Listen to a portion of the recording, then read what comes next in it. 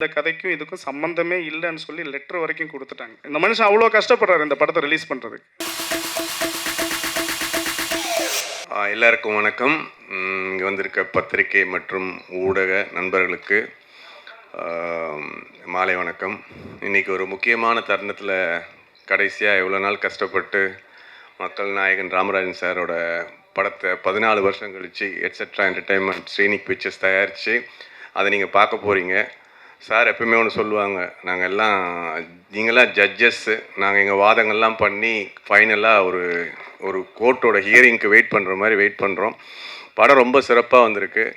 படத்தை பற்றி நீங்கள் இனிமேல் பார்த்துட்டு இது வரைக்கும் வந்த கமெண்ட்ஸு வந்த நியூஸு எல்லாமே இப்போ உங்களுக்கு தெரிஞ்சிடும்.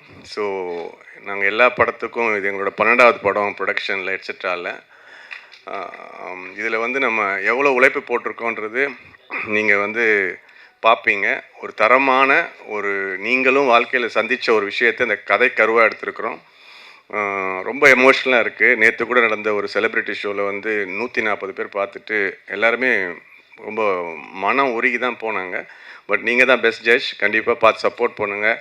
எட்ஸெட்ராக்கு சப்போர்ட் பண்ணுறீங்களோ இல்லையோ, ராமராஜன் சாரோட கம்பேக் மூவி இது. கண்டிப்பாக நீங்கள் எந்த ஒரு நெகட்டிவ் இல்லாத ஒரு ரியல் லைஃப்லேயும் நல்ல மனிதனாக வாழ்ந்துருக்க ராமராஜன் சாரை கம்பேக் பண்ணியிருக்கோம். உங்களோட சப்போர்ட் தான் இந்த படத்தை அடுத்த லெவலுக்கு கொண்டு போகும். தயவு பார்த்துட்டு நீங்கள் சப்போர்ட் பண்ணுங்கள். தேங்க்யூ. ராமனின் படத்தோட கதை ஆசிரியர் கார்த்திக் குமார். அவரை பற்றி தான் சில விஷயங்கள் ஓடிட்டுருக்கு. அவர் சில வார்த்தைகள் பேசுகிறார். வணக்கம், என்னுடைய பேர் கார்த்திக் குமார். நான் இந்த சாமானியன் படத்தினுடைய கதாசிரியர். முதல்ல இங்கே வந்திருக்கிற எல்லா பத்திரிகை நண்பர்களும் சகோதர சகோதரிகளுக்கு என்னுடைய நன்றி, வணக்கம். என்னுடைய முதல் படம் இது என் கதையில் உருவாகிறதுக்கு. இத்தனை நாளாக நான் இந்த படத்துடைய எந்த விதமான ப்ரோக்ராமுக்கும் கலந்துக்க கூடாதுங்கிற ஒரு கொள்கையில் இருந்தேன். எதனால் அப்படின்னா, அதில் நிறைய விஷயங்கள் இருக்குது. இன்றைக்கி அதில் அங்கீகாரம் அழிக்கப்படலாம், ஆனால் அடையாளத்தை அழிக்கக்கூடாது. இன்றைக்கி என்னோடய அடையாளம் இங்கே அழிக்கப்படுது. அதாவது 2015 எனக்கு நடந்த ஒரு உண்மையான சம்பவத்தை பற்றி, நான் அனுபவித்த வலியும் வேதனையும், ஆல்மோஸ்ட் எல்லாருக்கும் அந்த பெயின் இருக்கும். ஒரு லோன் பற்றின ஒரு விஷயம், அதை நான் சொந்தமாக அனுபவித்து அது அதுலேருந்து கடந்து பல அவமானங்கள், என்னோடய பொருளாதார நஷ்டமும் கடன் பிரச்சனைனாலையும் நான் சில இழப்புகள் இழந்தேன். அந்த இழப்பு நடந்து முடிஞ்சதுக்கப்புறமா நான் இதை ஒரு கதையாக மாற்றி மதிசார்கிட்ட நான் சொல்லும்போது அவருக்கு அவ்வளோ பிடிச்சி போச்சு. பிடிச்சி இது ஒரு படமாக வளர வளர வளர நான் ரொம்ப சந்தோஷப்பட்டேன். ஒரு கதாசிரியராக இது எல்லாமே எனக்கு கிடைக்கும். ஒரு முதல் அடி பயங்கரமாக இருக்குது. ஏன்னா என்னோடய கதையில் ராமராஜன் சார் ஹீரோ, ராஜா சார் மியூசிக் பண்ணுறாங்க, மதி சார் ப்ரொடியூஸ் பண்ணுறாங்க அப்படின்னு சொல்லி இந்த கதை வளர வளர நான் என்னெல்லாம் பொருளாதார கஷ்டங்களையும் என்னெல்லாம் நான் கடன் பிரச்சனையும் பார்த்தோமோ அதெல்லாம் ஒரு தயாரிப்பாளராக இவர் பார்த்தார். இந்த படம் வளர வளர வளர இதுலேருந்து ஒவ்வொன்றா எனக்கு பறி போயிட்டே இருந்தது. இந்த இடத்துல நான் சொல்லணும்னு நினைக்கிறேன். ஒவ்வொரு விஷயங்களாக பறி போயிட்டு இருந்து நான் இது வரைக்கும் ரியாக்ட் பண்ணல. கதை, திரைக்கதை, வசனம்லேருந்து திரைக்கதை போச்சு, வசனம் போச்சு, கதைன்னு ஒரு ஓரத்தில் அங்கே இருக்குது.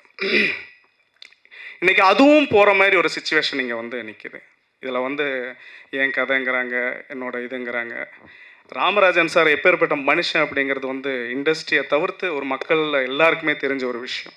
கிட்டத்தட்ட 15 வருஷத்துக்கு அப்புறமா அவர் ஒரு கதையில் நடிக்கிறாரு அப்படின்னு வரும்போது, அவர்கிட்ட நான் கதை சொல்லும்போது அந்த கதைக்காக மட்டுமே அவர் அவ்வளோ ஃபீல் பண்ணி நான் பண்ணுறேன்ப்பா அப்படின்னாரு. இன்றைக்கி இவ்வளோ பெரிய தடங்கல்கள், இவ்வளோ பெரிய பிரச்சனைகள்லாம் தாண்டி நான் மதிசாரை என்றைக்கும் ஒரு தயாரிப்பாளராக பார்க்கல, ஒரு சகோதரனாக தான் பார்த்துட்ருக்கிறேன். பல பிரச்சனைகளை கடந்து இந்த படம் இன்றைக்கி ரிலீஸ் ஆகுது. பட் ரிலீஸ் ஆகிற டைம்லேயும் இது என்னோடய கதை, இதாவது ஒரு சங்கம் அப்படி இருந்தால் அதில் எத்தனை அனுபவங்களும் எத்தனை பிரச்சனைகளையும் பார்த்து வந்தவங்க பாக்யராஜ் சாராக இருக்கட்டும், ஆர்கே செல்வமணி சாராக இருக்கட்டும், அவருக்கும் எனக்கெல்லாம் தனிப்பட்ட, நான் நேற்றுக்கு வந்தவன். ஒரு 4 வருஷமாக நான் இண்டஸ்ட்ரியில் போராடிட்டுருக்கேன். அவ்வளோதான். எனக்கு எந்த சப்போர்ட்டும் கிடையாது, எனக்கு எந்த விதமான பேக்ரவுண்டும் கிடையாது. ஒரு கதை எழுதுனேன், சரி அது கடைசியாக படமாக வருது, இது வரைக்கும் நம்ம எதுவுமே பேசக்கூடாது அப்படின்னு நின்றுட்டு இருந்தேன். ஆனால் இது போய் உண்மையான விஷயத்துக்காக அவங்க சப்போர்ட் பண்ணி, பாக்யராஜ் சாராக இருந்தாலும் சரி, ஆர்கே செல்வமணி சாராக இருந்தாலும் சரி, ஆர்வி உதயகுமார் சாராக இருந்தாலும் சரி, எல்லாருக்கும் இந்த இடத்துல நான் நன்றி சொல்லணும். ஏன்னா அவங்க உண்மையான விஷயத்துலேருந்து, எல்லா சங்கத்துலேருந்து இது அவங்களுடைய அந்த கதைக்கும் இதுக்கும் சம்மந்தமே இல்லைன்னு சொல்லி லெட்டர் வரைக்கும் கொடுத்துட்டாங்க. இதில் இந்த லெட்டரில் எல்லா சங்கத்துடைய கையெழுத்தும் இருக்குது. இதில் எல்லா சங்கத்தோடைய பதில்களும் இருக்குது. இதில் வந்து எல்லாமே இதில் வந்து அந்த அந்த கதைக்கு இதுக்கும் சம்மந்தம் இல்லைன்னு சொல்லியாச்சு. அது இல்லாமல் இந்த கதையில் நான் வந்து சில கதாபாத்திரங்கள் ராமராஜன் சாருடைய கதாபாத்திரத்தோட பேர் வந்து சங்கரநாராயணன். அது என்னோட தாத்தாவுடைய பேர், என் அப்பாவுடைய பேர். இந்த படத்தில் வர சரஸ்வதி நிலையம் அப்படிங்கிற அந்த ஒரு வீடு வந்துட்டு 2014 நான் வாங்கின வீட்டோட பேர். சரஸ்வதிங்கிறது என்னோடய பாட்டியோட பேர். இதில் வரக்கூடிய ஒரு சில கதாபாத்திரங்கள் எல்லாம் வந்துட்டு அதில் ஒரு வினோத் நடிச்சிருப்பாங்க. அதில் என் தம்பி ராஜசேகரோடைய கேரக்டர் தான் வந்து பண்ணியிருக்கு. இப்படி பார்த்து எழுதி அங்கீகாரங்கள் மறுக்கப்பட்டது, நிறைய இடத்துல அவமானங்கள். இந்த படத்தால் நான் இழப்புதல் தான் செஞ்சுட்டு இருக்கிறேன்னு தவிர நான் எந்த விதமான ஒரு நல்ல விஷயமும் சந்திக்கலை. சரி ஓகே கடந்து போகலாம் அப்படின்னு சொல்லிட்டு நான் இதே ராமராஜன் சாரை வச்சு ஒரு படமும் ஸ்டார்ட் பண்ணேன். அதையும் சில பேர் நின்றுட்டு அதை தடுத்துட்டாங்க. அந்த படமும் வந்துட்டு பாதியிலே நின்றுடுச்சு. ஸோ எத்தனை சொல்லி நானும் வெளியிலே வரக்கூடாது இதை பற்றி பேச. ஏன்னா இந்த மனுஷன் அவ்வளோ கஷ்டப்படுறாரு இந்த படத்தை ரிலீஸ் பண்ணுறதுக்கு. அவ்வளோ போராடுறாங்க.